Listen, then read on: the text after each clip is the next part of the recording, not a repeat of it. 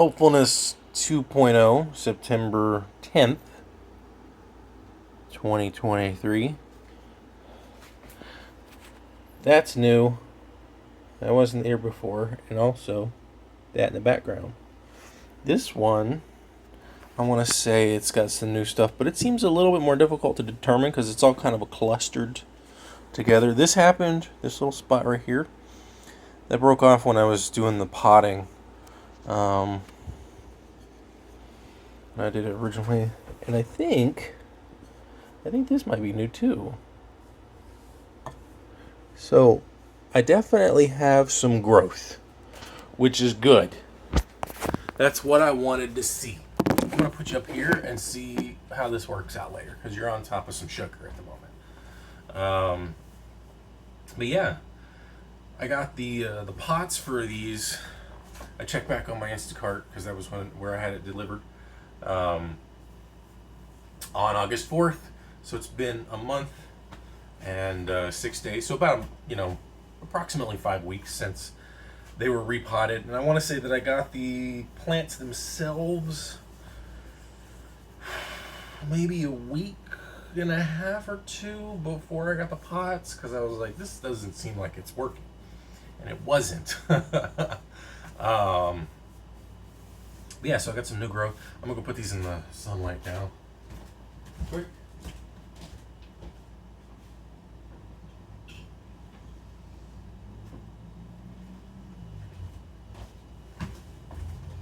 I'm back.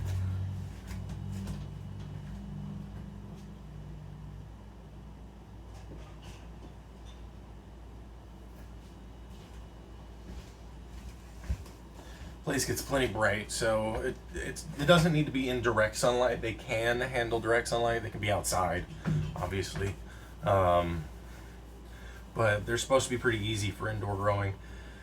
And I potted them with some Miracle Grow, and yeah, so that's a nice little change, I guess. So one thing I was thinking about before, and kind of the reason I even thought of making this video in the first place, was almost exactly 2 years after I found out that my roommate's mother had died and that the whole living situation was gonna change, was the day I got fired. Because, actually, wait a second.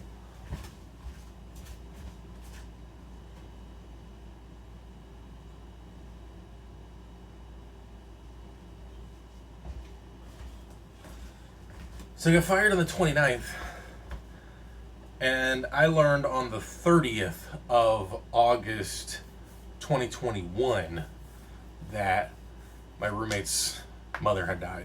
Now, he wasn't technically my roommate at the time. We had only been roommates, I want to say 6 months, because I moved in December of 2020, and he moved out in early June of 2021. So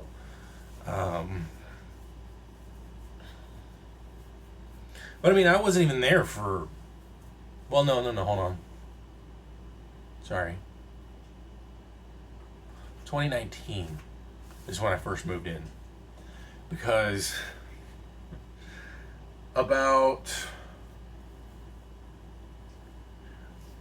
in roughly, I want to say August, July, I think it was one of the two. It might have been July, early July. Everybody got an eviction notice for the sober living that I was living at, and they were going to renovate everything. They were going to do it all at once, and surprisingly, they were using a lot of the dudes who were probably going to end up moving into it. Looking back on it now, not as surprising, but literally the day I was moving, they already had guys in the apartment, moving in and out and stuff, and they didn't give me any time to do anything. They were already painting, and I got paint on some clothes that hasn't been removed since because it can't be removed, and I lost a pair of I lost a pair of pajama pants that day because they just started using it as a rag because they found it or something. I don't know what the hell it was. Um, so it was a pretty sour day. But that was in November. That was in like the middle of November of 2019. And yeah, so, but I had learned that in the summer, of course, of 2019, I was trying to find a place. I was trying to find a way to, because like I didn't have any money. I didn't even have a job. Oh, I had it. Well, no, at that time I didn't have a job either. Well, no, I still had my job. That's right, because I got terminated in 2021 or 2020. Sorry, it's all been kind of a blur because of the whole moving and then COVID and then like COVID lockdown and that just being a year long thing, at least. And it's just like, oh man, I'm honestly surprised that I'm not an alcoholic or that I'm not like I thought I was. Early in the stages of this, I have that video that says, I think I'm an alcoholic or something, and I'm really not. Speaking of though.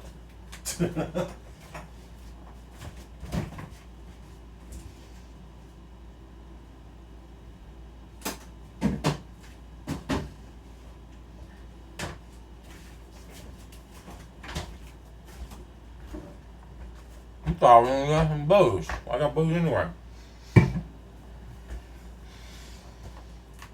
Misdirection.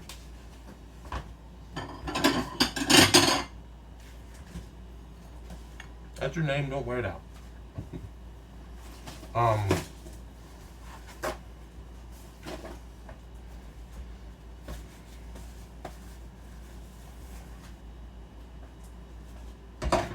Water.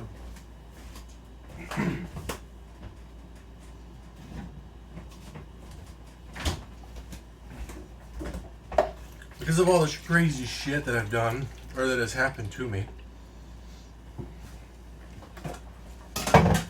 But like, when it rains it pours, as they say.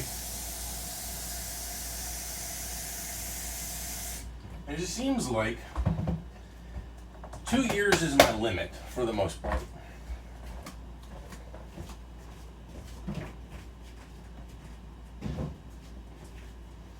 I don't know what it is.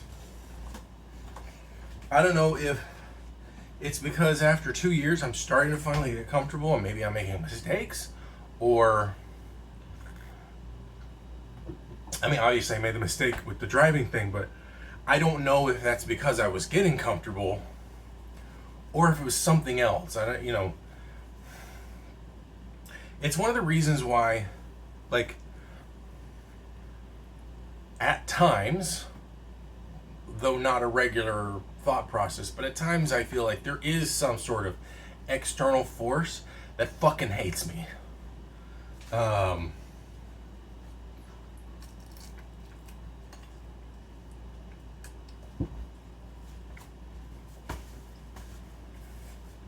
That's just always pushing me down.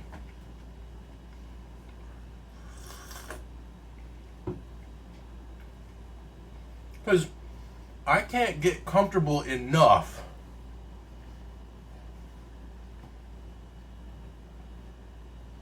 to then make the small mistakes and learn from them.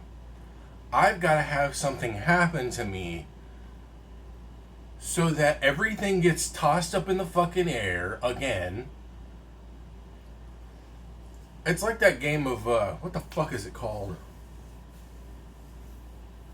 I think it's, I don't know what it's called. I want to say it's something like anticipation or expectation, something like that. It's the one where like you have to put the pieces in, and if you don't put them in fast enough, it just explodes on you, and like all the pieces get shot everywhere.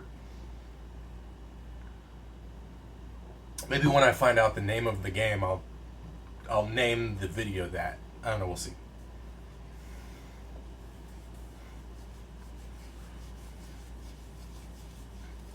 But like that's what my life feels like. I feel like I've got a constant sort of ticking lifetime bomb. That's because, I mean, I am always waiting for the other shoe to drop, as it were. Like, I have been waiting to get fired at work for at least a year. Now, one might say, well, you just went ahead and manifested it. Why didn't it manifest sooner then? If I have the ability to manifest my being fired, why does it take over a year? That doesn't make sense to me. And it wasn't for anything that I would have normally, it only happened after I got a different position and a different role. Now you know the sound.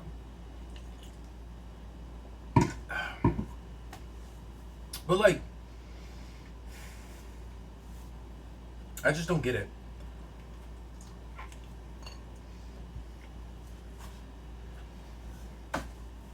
The longest that I can recall my life being, without it being, literally life-changing, upside down turning in a bad way. Let me think. Last 2 years? Nope. I'm trying to go for longer than 2.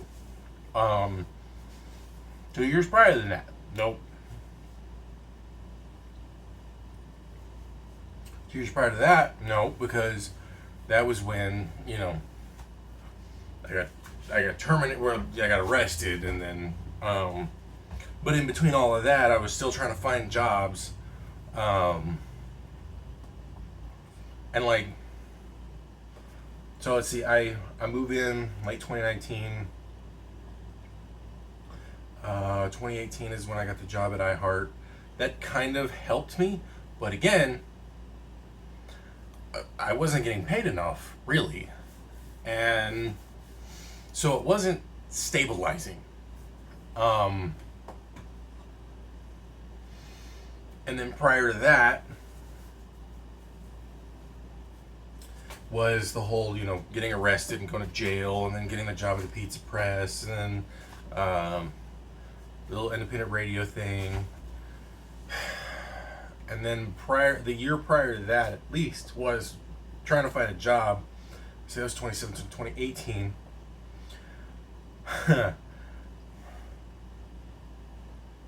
So about the 3-year mark, actually, this is interesting.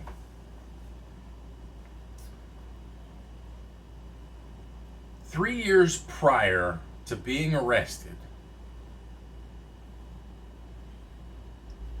was when I was in Alaska working for the first time. After being homeless. Like, it was the end, it was technically, looking back at it, it was technically the end of my homelessness. But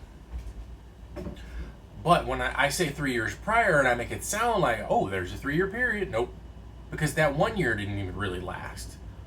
And then the 1 year after that didn't really last. Now, I felt more stable. I had $300 a month rent to pay, so that wasn't too bad.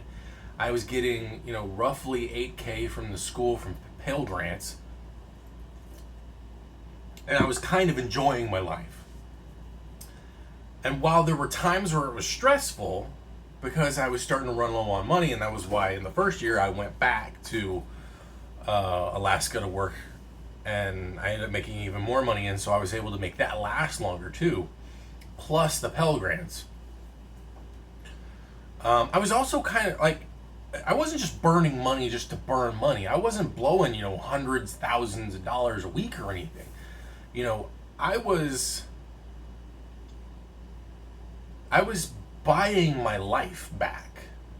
I was getting my life back in ways that I felt were useful, were pragmatic. Yes, I would go to, restaurants with friends and stuff, but like, I never had a tab over $100. I honestly can't recall the highest it ever went, but maybe 70, and that might have been like one or, like a handful of times. I want to give myself a bit of a conservative estimate on that, But I also know that I'm perpetually on a conservative estimate about how everything is flowing and how the cash is coming out of my pocket. Um, so that first year between the two jobs, and then the next year between the next shipment, if you want to say, the next security role for the season, the next seasonal security role, that one was touch and go because there was a lot of stuff that I was buying that I needed in somewhere to where is he? Like, I bought this pan. Like, this was a $45 pan, roughly, and it has lasted me since. I mean, it's still kind of nasty and shit, and it's not getting as cleaned as it should be. I could just take a wire brush to it, and I probably will. But, because it was kind of like this non-stick aluminum ass thing, and now it doesn't matter that it's, and it wasn't like Teflon non-stick. It was just, basically really well polished aluminum from looking back on it. And it was like, I want a good quality pan that will last me a while so that I can keep cooking, so that I can cook for myself and make things like eggs or whatever. And I made, occasionally I would splurge and buy a steak here or there every, I don't know, 2 months or something. I would get more expensive ingredients than I normally get because, one, the closest store to me was a Pavilions, which is more expensive just in general. But, I was still really conservative with how I was spending my money. The only time I would ever really overspend, if you want to call it that, is when I would go hang out with friends. And that's how I was able to maintain my social life. If this is one of the biggest struggles as an adult. If I could give any advice to myself or anybody else, is that the way you make friends is outside of the day-to-day that you see them. It's going and hanging out at a bar or a restaurant or something. That's the third places, as it were. But the problem is that here in America, third places, conceptually, third places are supposed to be places where you can just gather and be. You shouldn't have to pay to exist in them. And that's what,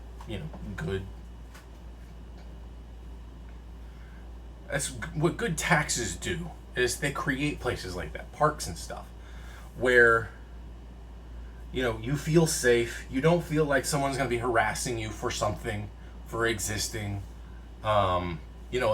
Security would be there not to prevent people from showing up, but to hopefully prevent people from doing things they shouldn't be doing, which isn't existing because you should just be able to exist.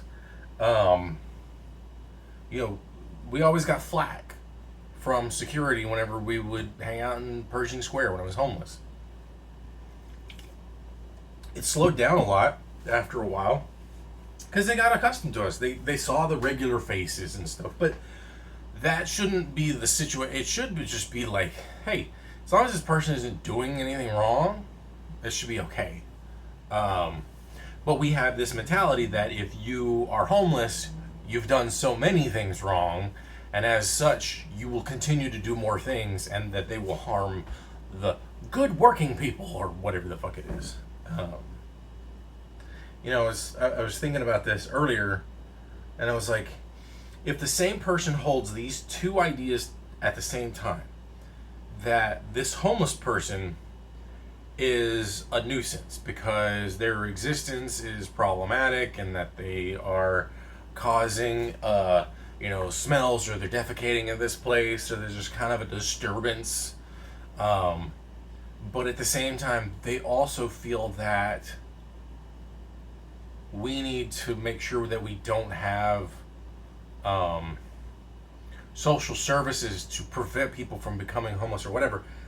If they hold those two things together, those two concepts should be antithetical. It's like we shouldn't have, like, if a person says we shouldn't have social services to help people,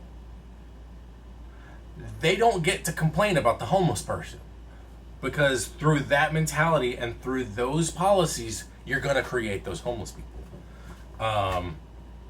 So that should be an acceptable consequence to the way that you think about it. And so when you look at that homeless person and say, yep, that sounds about right. Okay, that would make sense. I'm not saying that's a good thing. I'm saying that a person who says we should not have handouts, as people like to call them, then they should be more than willing to accept when a homeless person's around and be like, well, yeah, that makes sense.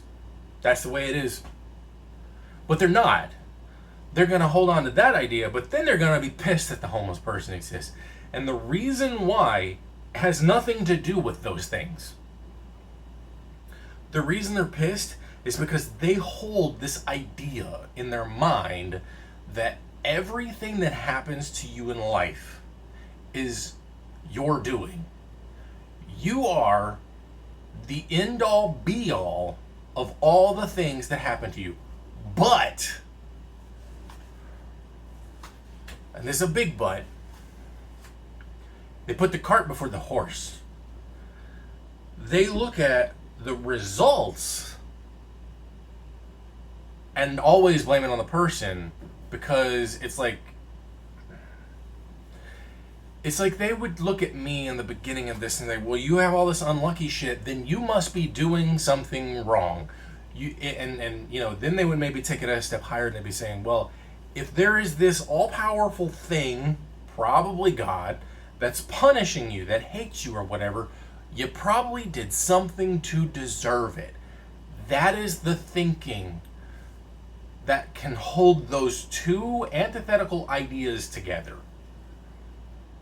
You had to have done something wrong to deserve what's happening to you. They have this idea that there is a moral issue involved in why things happen to people. If somebody who does a thing but constantly succeeds, well, obviously they must be a chosen person. Because if that person can do X, Y, and Z supposedly bad things and have all these other good things happen to them, but if other people do those same things and those people have bad things happen to them, those people deserve that bad thing. And what's interesting is that the further up in social status a person is, if a bad thing happens to them, to those so-called chosen people, then there's more outrage. Which just seems so fucking backwards. It's like, you're so weird at the self-fulfilling prophecy crap that once a person reaches a certain, social echelon, nothing bad should ever be allowed to happen to them. And, now we even got people who are like, well, if so-and-so is, put in jail or whatever, then obviously, this is a really big problem, and then as such, and it's like, this is a terrible person. This terrible person has done terrible things for longer than I have been alive, and you want them to succeed. I understand, but I don't. Because I don't know how they don't see the problem. And I guess maybe it's like anything else. When you are personally affected by something, when you are so deeply connected to the ups and downs of a thing, like a job, for instance,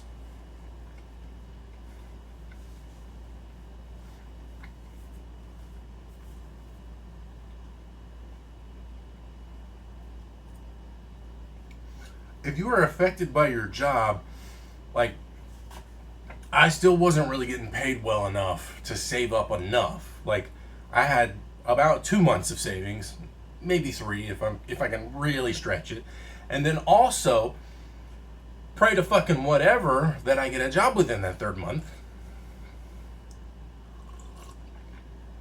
because then I'll have 0 cash for the 4th month. So I have September and October, but if I'm lucky, I'll have November, and I definitely won't have December. So, back to my thing. I understand that when you are personally, intimately affected by a thing, you have virtually no ability to pull yourself away from it and look at it from an outside perspective. Now, when it comes to a person who's not even, like, you have no actual real relationship with them, it is a parasocial relationship. But it's a parasocial relationship that you're so invested in, personally, emotionally, most likely financially. You are so invested in their existence that anything bad that happens to them, I mean, I've been in a situation like that. It was obsession. It was literal obsession. Hold on a second.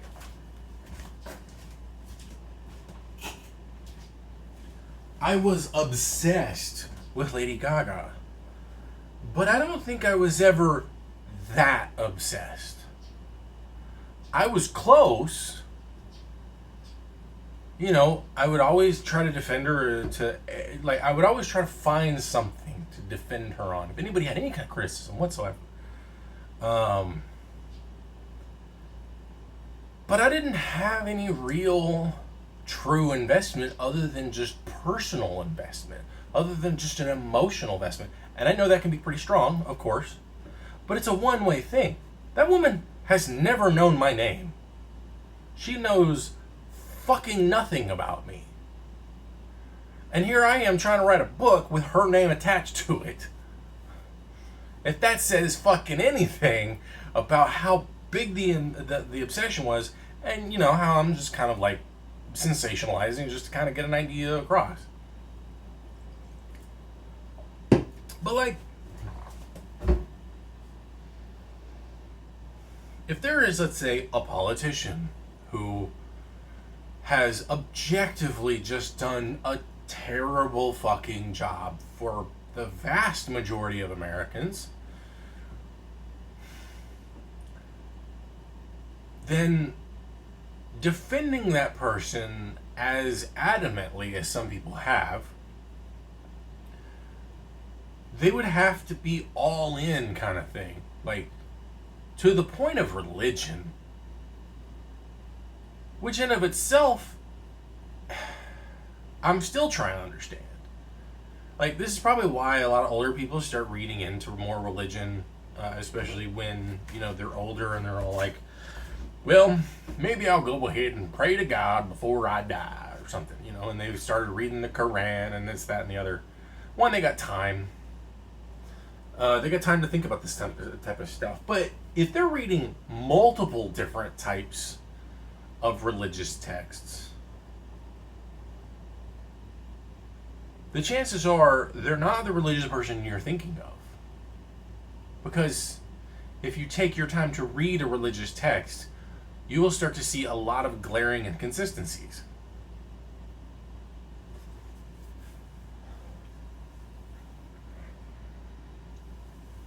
And like,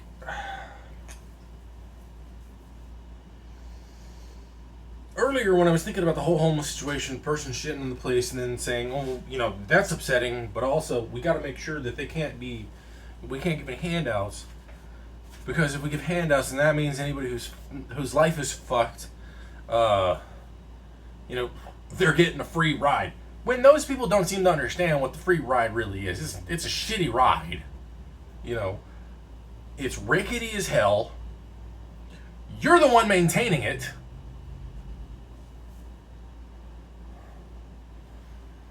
I mean, so I'm gonna bounce off that idea. I'm just gonna kind of go on this side rant, side diatribe, whatever you want to call it, deviation. If you are getting government assistance, you're running a business. The business is you. You're the sole asset. And you're basically constantly writing grants or grant requests.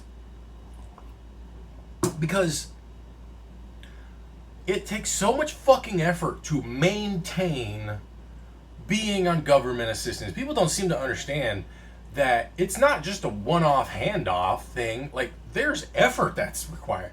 Now, they've made it to where the effort is a little bit less. Once you get past the application stage, I still haven't completed the food stamp or EDD shit because there's communication problems going on. Like, I should be able to just go online to the EDD website and just file, but it has me still, they still have an open file for me from 2020. That's dumb. Why, like, they stopped paying me in 2021. Why didn't the file end? I don't know. So I can't do anything until that's resolved. So I have to go back online to the EDD website to see if they've responded to my message, which I haven't checked in a couple of days, and then figure out if I can continue moving forward. But because they're a government agency, they were only open at minimum 4 days last week.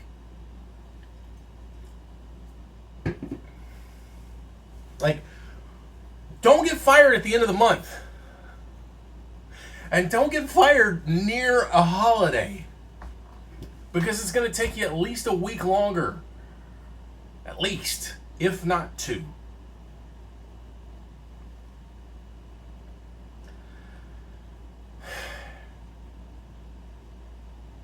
And, you know, there are people out there who, they just don't care. They don't care. And as I grow older and as I go through life, part of me is starting to not care about certain things. I.e., trying to convince those people to care. I can't. I can barely convince people who even remotely care about me to care more about me. Like, I don't even think I can do that. I don't know if it's even remotely possible for me to get people who even slightly like me to care more about me and my struggles right now.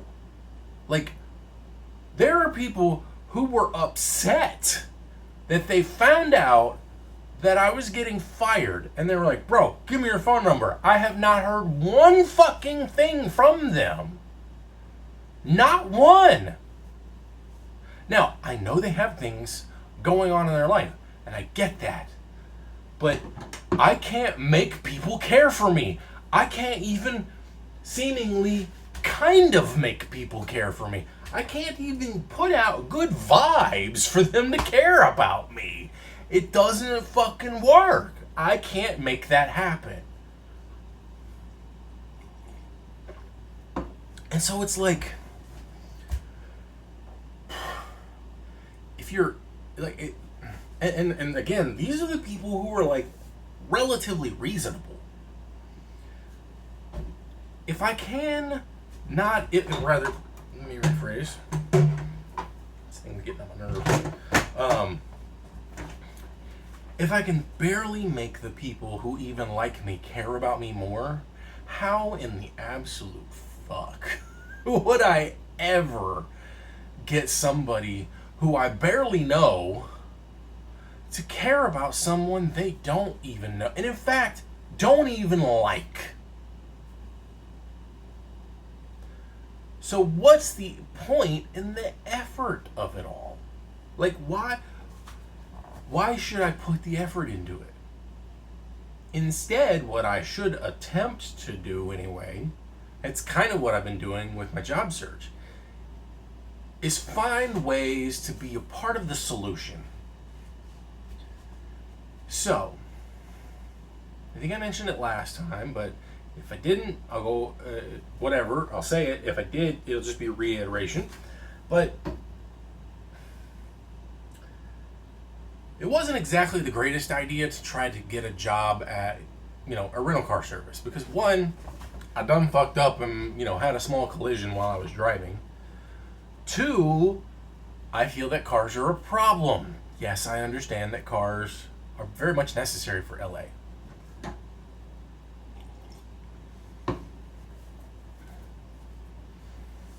But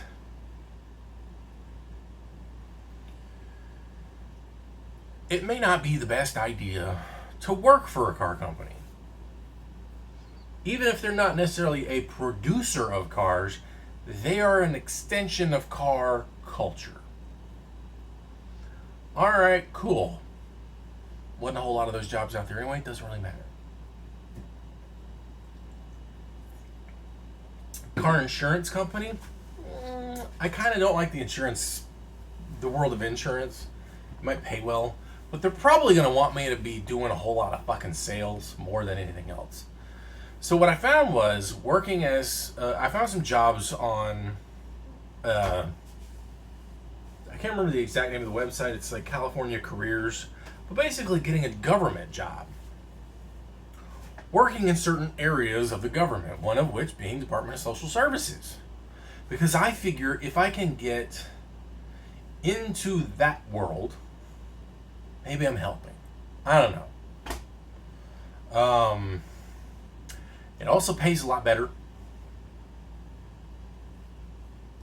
But at the same time, I'm sure because of that, there will be a lot more competition.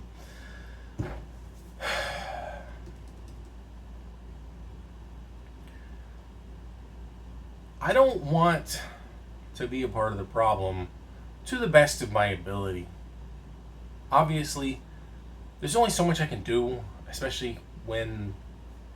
the best thing I could do is just not exist. Really. Literally. I would be...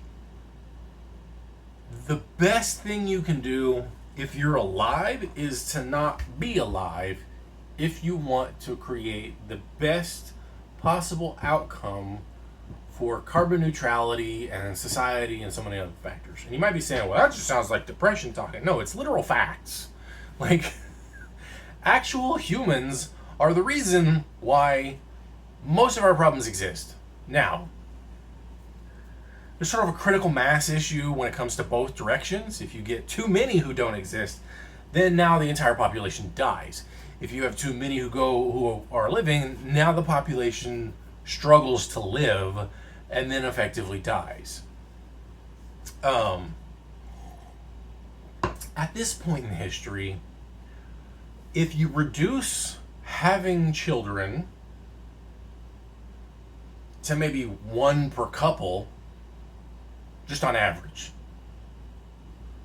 throughout the globe, one per couple on average throughout the globe, our population will begin to decline slowly. That will work. Obviously, eating meat is a means of increasing carbon production or methane production, depending on what you're eating. Minimizing that is good. Not driving a car, using public transit if you can, and if it's functional and if it's valuable, obviously do that. But I'm running the damn AC pretty much all day. It's set at 75 though. It's not set at 72 like it used to be.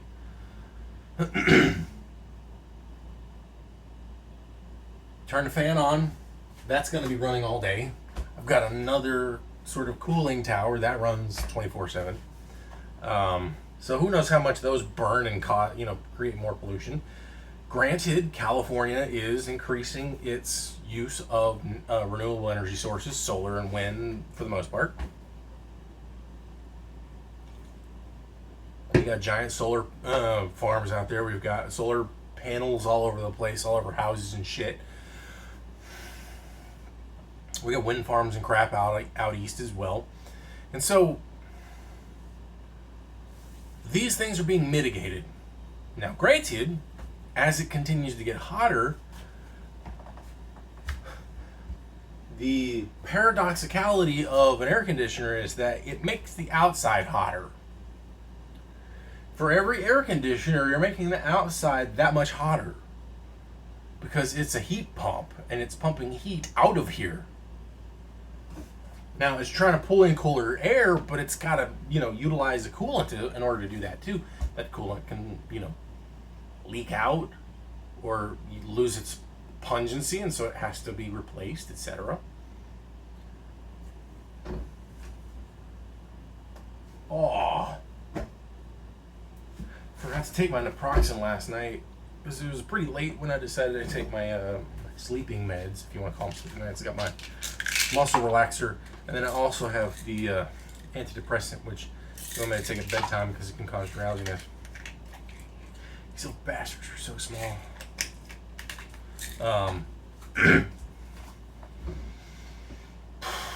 So anyway,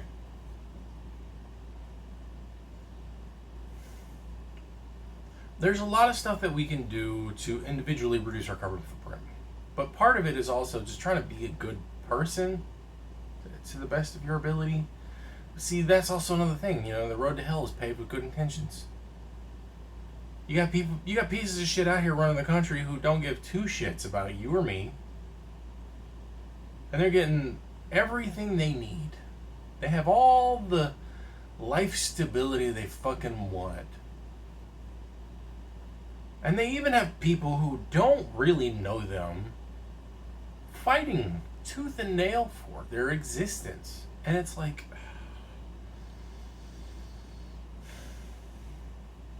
y'all be dumb, motherfuckers. But they fell for a trick.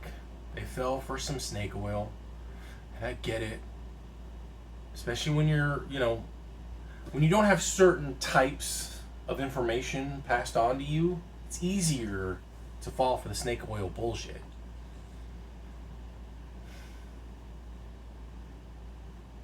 And so on goes the fight to decency.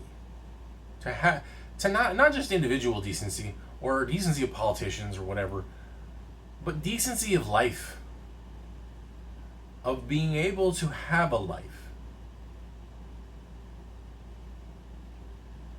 to be able to not worry about if the game board is going to fly up and knock all the fucking pieces everywhere, so you have to pick them back up and start back over.